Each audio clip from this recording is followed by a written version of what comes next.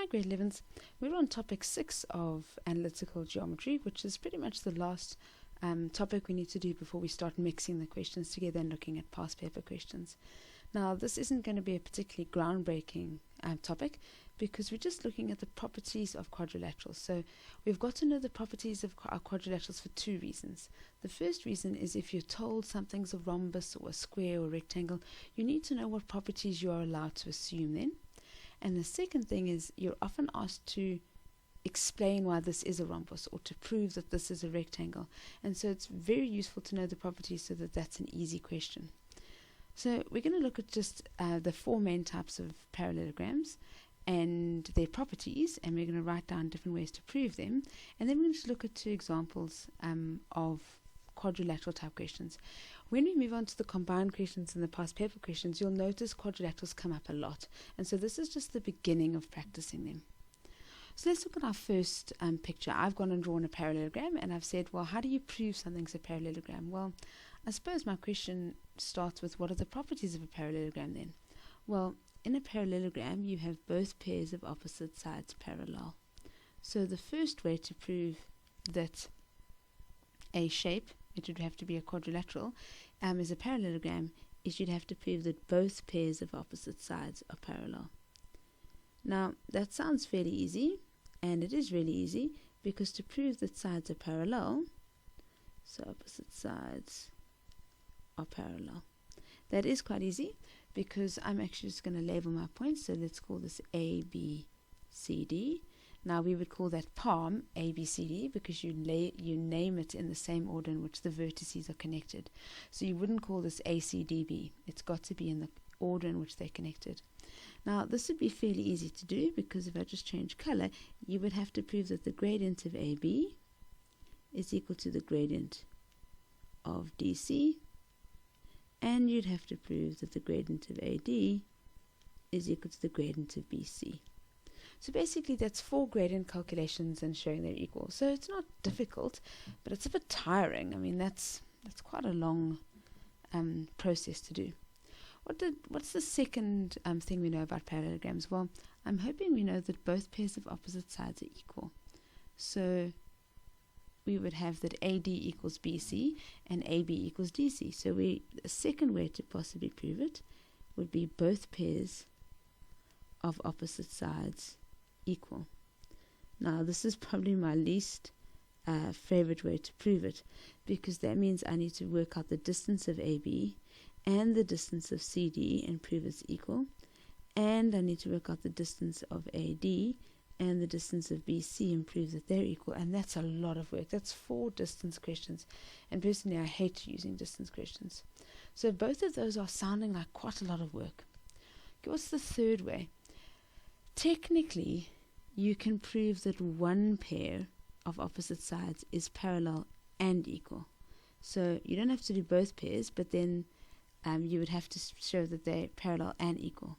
So prove one pair of opposite sides is parallel and equal. So you would have to prove, for example, that the gradient of AB equals the gradient of CD, but also the distance from A to B is equal to the distance from C to D. So, personally I also wouldn't prove that one. That's 2 gradients and 2 distances, quite a mission. So what our last one is, which is my preferred way of proving a parallelogram, is the fact that prove the diagonals bisect.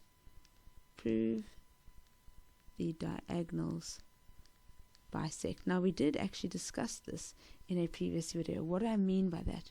Well, your diagonal would be from A down to C, and there would be a midpoint of that, and your other diagonal would be D across to B, and if your diagonals bisect, it means they cut each other in half.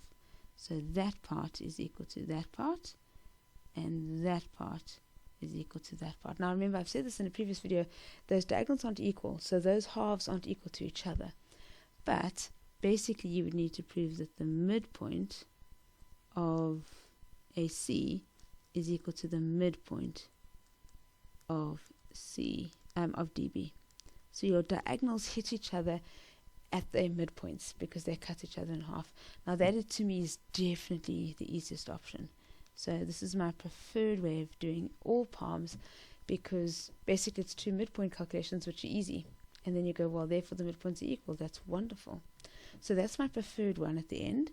But why I write down the other three is because if you're told something's a parallelogram, you need to know that that means that both pairs of opposite sides are equal, that both pairs of opposite sides are parallel, because it might be useful.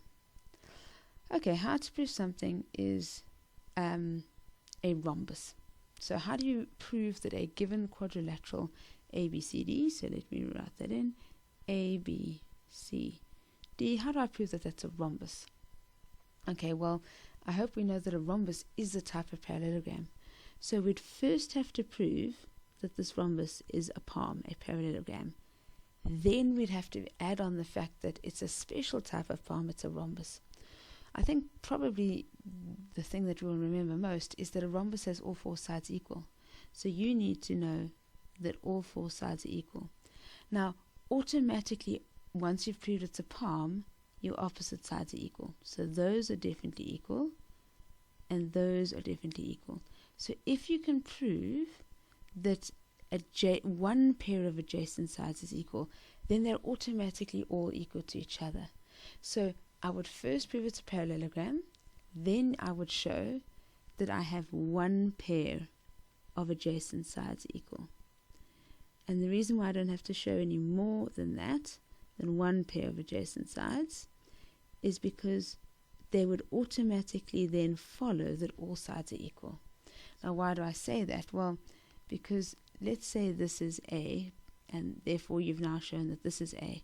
Well, this is A because of opposite sides of a parallelogram, and this is A because of opposite sides of a parallelogram, and so they're all equal to each other. So to prove it's a rhombus, you can't show that you have one pair of adjacent sides equal only, because it could be a kite then. So you first have to prove it's a parallelogram, then the fact that you have one pair of adjacent sides equal. Now, there's a very useful property about a rhombus, which I definitely think that you should remember. They love to exploit this kind of topic. Now, this is a parallelogram, so they meet at the midpoint there, and the most important thing about a rhombus is that your diags bisect at 90 degrees. So if you prove that this is a palm, so the easiest way to do it would be to prove that they bisect, and then show that the diagonals bisect at 90. And how I would do that is I would prove perpendicular lines. So therefore I would prove that the gradient from D to B times, oh, that doesn't say B, so let's fix that, from D to B times the gradient from A to C would be -1, because that would make those lines perpendicular. Now, I just don't like distance questions, so I personally would always choose to prove that the diags bisect at 90. Now, this whole bisecting at 90, just keep that up your sleeve, because I don't use it so much to prove something's a rhombus, but often they'll tell me something's a rhombus, and then that's a very useful property to have up your sleeve. Okay, how do I prove something's a rectangle? Well, a rectangle is a very specific type of parallelogram. So if we said you have a quadrilateral ABCD, first of all, you'd have to prove that it's a palm, because a rectangle is a type of parallelogram. And then what extra, quality does a rectangle have? A rectangle has a corner of 90. Now, all you would have to prove is one corner 90 degrees. That doesn't say corner. My spelling is atrocious. One corner 90 degrees. Now, why only one corner? Well, if you've proved this is a parallelogram, those are parallel and those are parallel, which means the moment you have one corner 90 degrees, that would be 90 degrees because of co-interior angles, and that would be 90 degrees because of co-interior angles, and that would be 90. And so just like with the adjacent sides equal, the fact that this is a parallelogram, the other corners automatically become 90 degrees. So how would I do that? Well, I would prove that the gradient from A to D multiplied by the gradient from D to C equals -1 if I was trying to prove that corner. But any one of the corners will be perfect.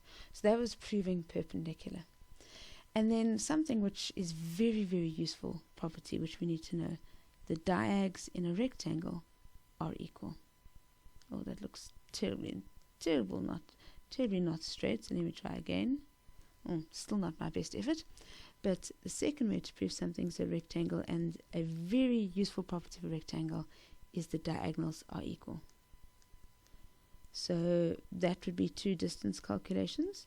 So you would have to prove that the distance from A to C is equal to the distance from D to B. Now, just a comment, that's the midpoint because this is a parallelogram.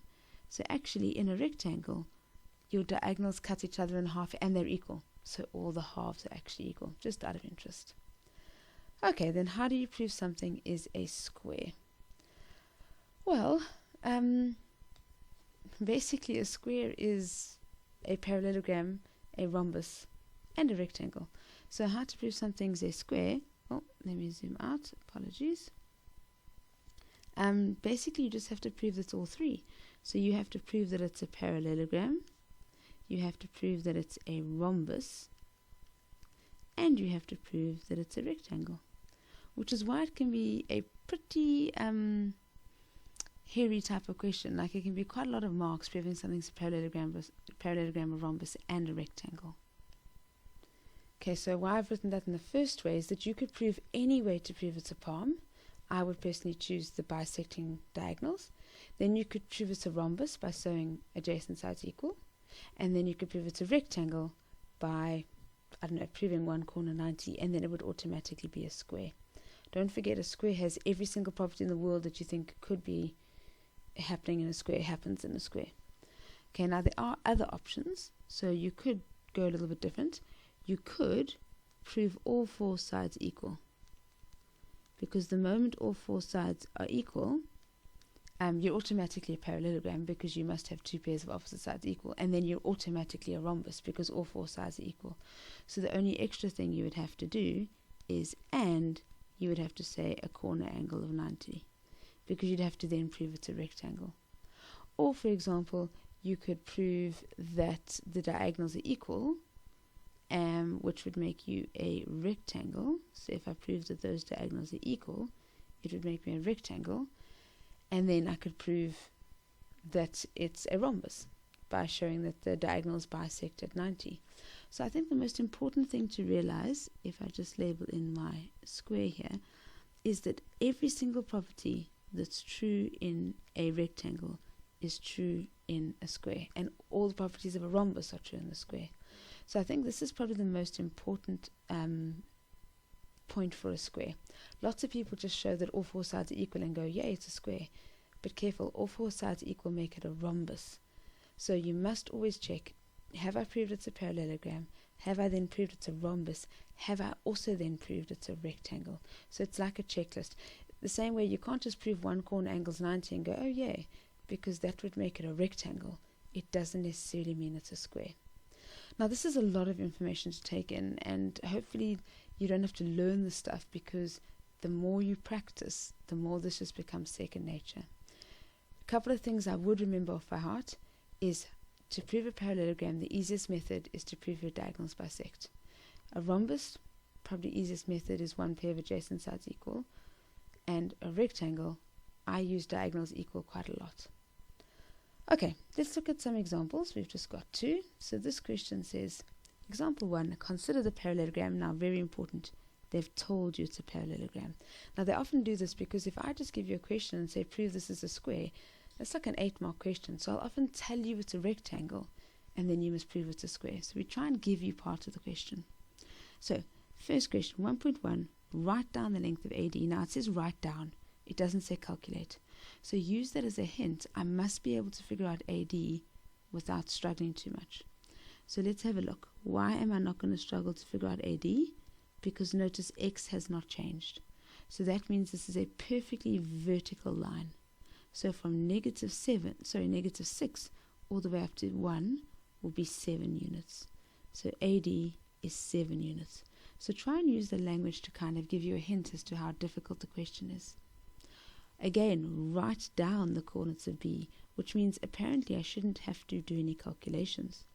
Well, this is a perfectly vertical line. How do I know that? Because this is a parallelogram.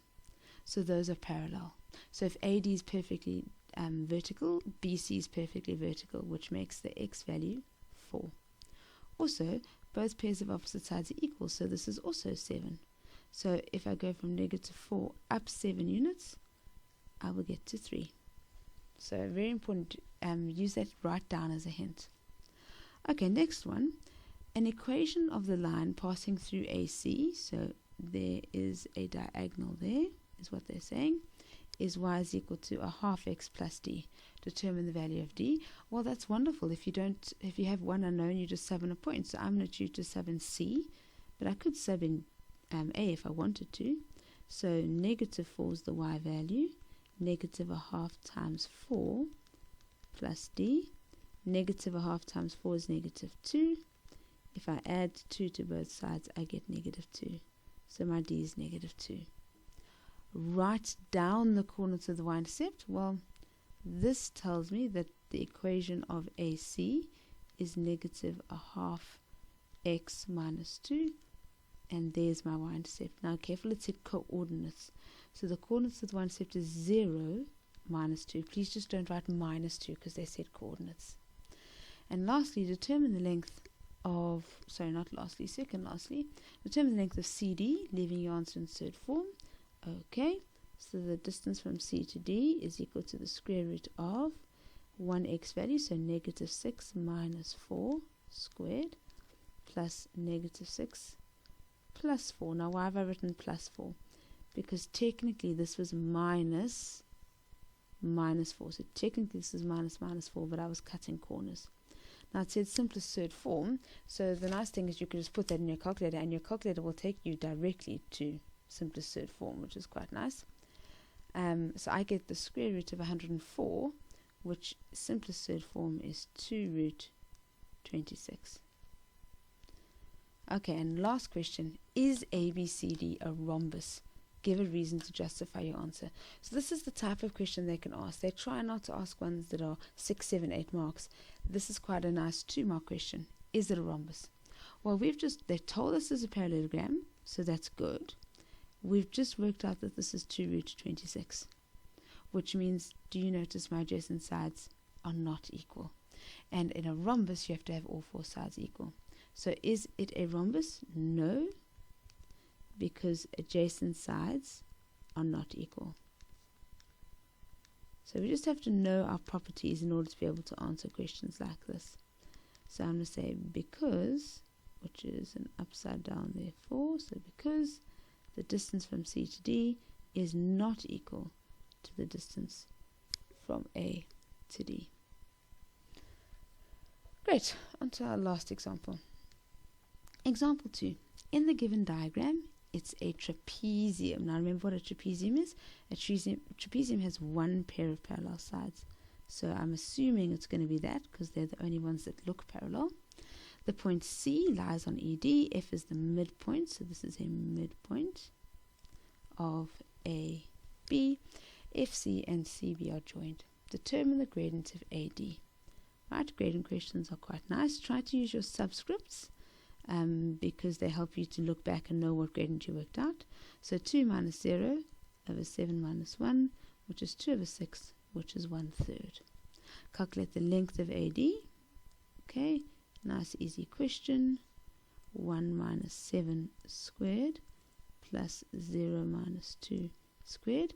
I tend to leave my answers in third form if I'm not, decimals get a bit messy and they're not generally accurate.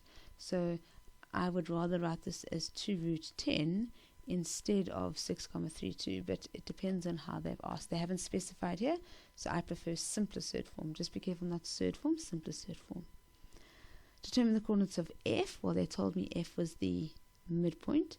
So the midpoint means add the two x's together, so 5 plus 7, because it's the midpoint of those two, divided by 2, and 8 plus 2, divided by 2, which means that F, shouldn't have called it M really, F is 12 divided by 2, which is 6, and 10 divided by 2, which is 5.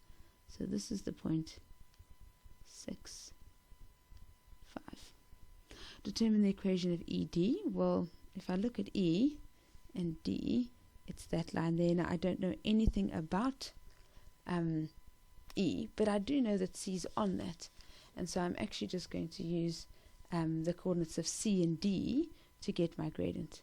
So my gradient of CD, which actually you can call it ECD, there's nothing wrong with calling a line with 3 letters.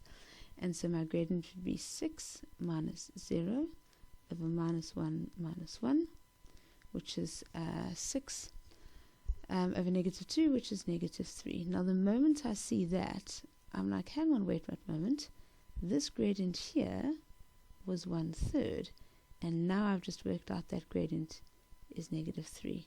So I'm starting to think that that's a 90-degree angle, but we'll come back to that in a moment. Right, determine the equation. Well, my equation is negative 3x plus c.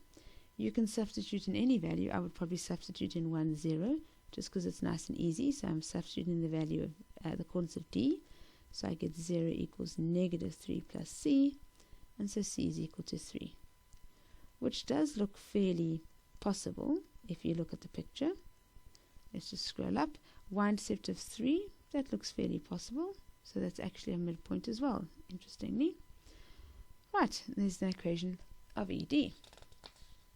Okay, now I've just reproduced the picture here so we don't have to scroll up all the time. So I'm just going to write in what I know so far.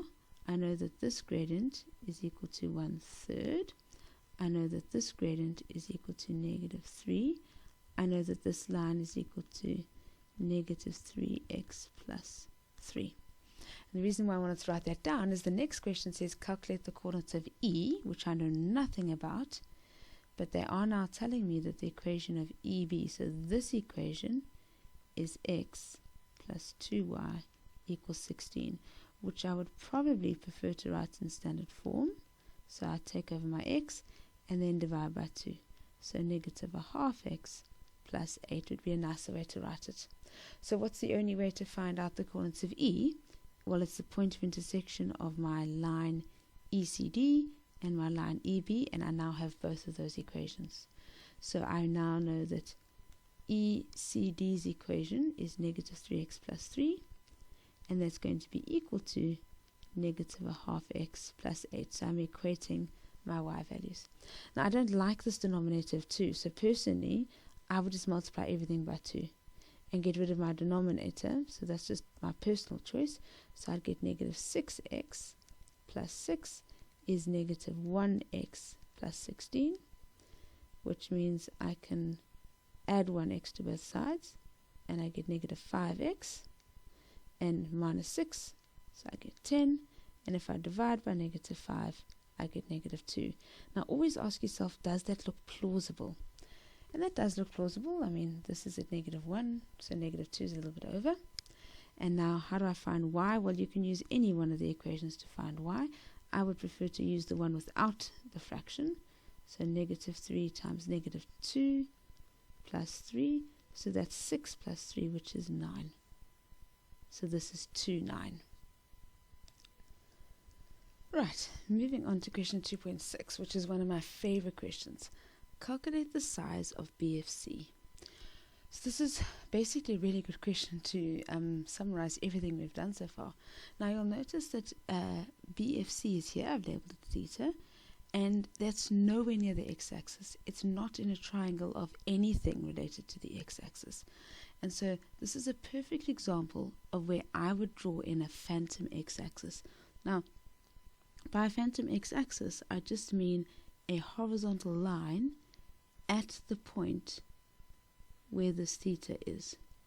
So that would be a horizontal line at F. Now, why have I done that? Well, because this theta was nowhere near any other angles of inclination. If I fill in other angles of inclination, that's an angle of inclination, that's an angle of inclination, and that's all I would think I have. And that's nowhere near theta. Now don't forget that an angle of inclination is an angle anti-clockwise from the horizontal. It can be any horizontal. So I've drawn in what I call the phantom x-axis. Now why? Because that is an angle of inclination. So if I call that alpha, I can work that out. And this is an angular inclination, and I'm going to call that beta. And I can also work that out. And so what I think I'm going to do here is I think that theta is beta, but take away alpha. And so I think I need to work out beta and alpha and then just subtract them. And I don't have to explain, especially since I'll have this in my test or exam, so I can actually just label everything on the page. Okay, now what do I need to know in order to work out alpha? I would need the gradient of AB. Now, as far as I know, I haven't worked out the gradient of AB yet, but be very careful. Try not to do extra work. I know that the gradient from C to D is -3, and I was told that this was a trapezium, so that these are parallel. Notice I haven't used that fact yet. So my first thing that I would write down is I would say the gradient from A to B is -3. And my reason in brackets, don't forget, always give reasons. It's because opposite sides of a trapezium are parallel. And therefore, I can find alpha. So tan of alpha will give me -3. Don't forget that you shift tan of -3 and you get a negative angle, and that's because you have to add 180. So alpha is 108. Now I should keep at least 3 decimal places because we've seen examples of where the rounding gets affected in the end. Okay, now how do I find beta?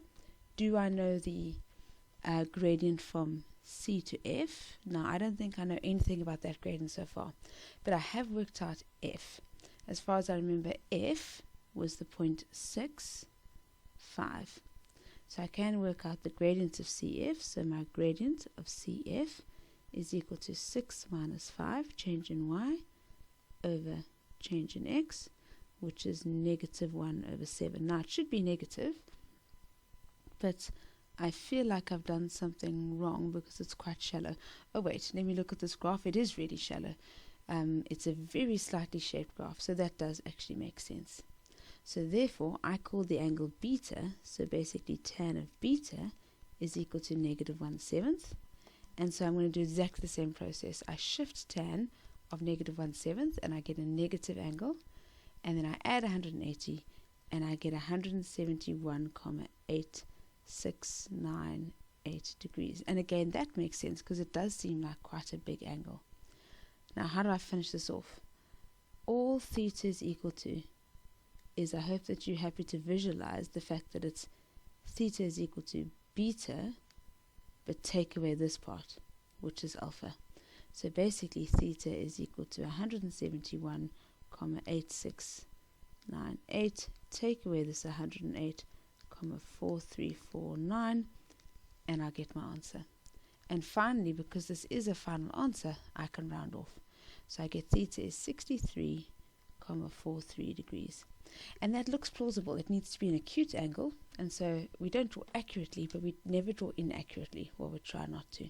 So really nice question to show you how the phantom x-axis comes into play. Really, really nice. Okay, now last question is the quadrilaterals part. Show that ABCD is a square. So let me just erase this mess of theta. Show that ABCD, let's maybe highlight that, ABCD. Now I think it said ABCD, which means I should go this way. ABCD is a square. Now hang on, before we jump too far here and start proving a million and one things, what do we know so far? Well, so far, if I do this in, I don't know if the screen is viewable, I know that I have one pair of opposite sides parallel. I also worked out the distance from A to D as far as I remember, and I think that was 2√10. That might be useful. I also commented that I think that's 90. Now we haven't shown that that's 90, but we can very easily, because those two gradients will multiply together to give -1.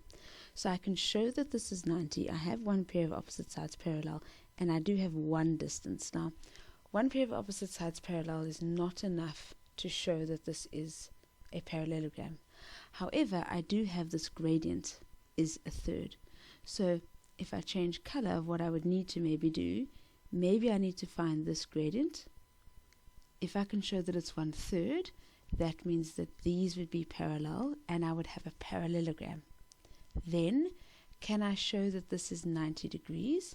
Then I would have a rectangle. And finally, can I show that this side is 2 root 10? Because then I would have a rhombus. So always try and display on your picture what you know so far, so you don't do too many calculations. So my first port of call is this a parallelogram? So the first thing I'm going to do, so number 1, I'm going to work out the gradient from B to C, and I hope that it's 1/3. So it's change in Y over change in X, and guess what? I get 2/6, which is 1/3. So therefore, the gradient from B to C is equal to the gradient from A to D. Therefore, A, B, C, D is a palm. And I need to write down a reason for that. And I bet both pairs opposite sides parallel. Both pairs opposite sides parallel. We don't worry too much about the technicalities of reasons of quadrilaterals because there's so many things. We just don't say things like opposite sides of a palm, because you can't say it is a palm because it's a palm. So basically we just try and explain what you've shown. Okay, so far step 1, I've shown that it's a parallelogram. Step 2, I either need to show it's a rhombus or a rectangle. Let's draw a rhombus first. I know the distance from A to D is 2 root 10. I've proved that above. So can I find the distance from C to D?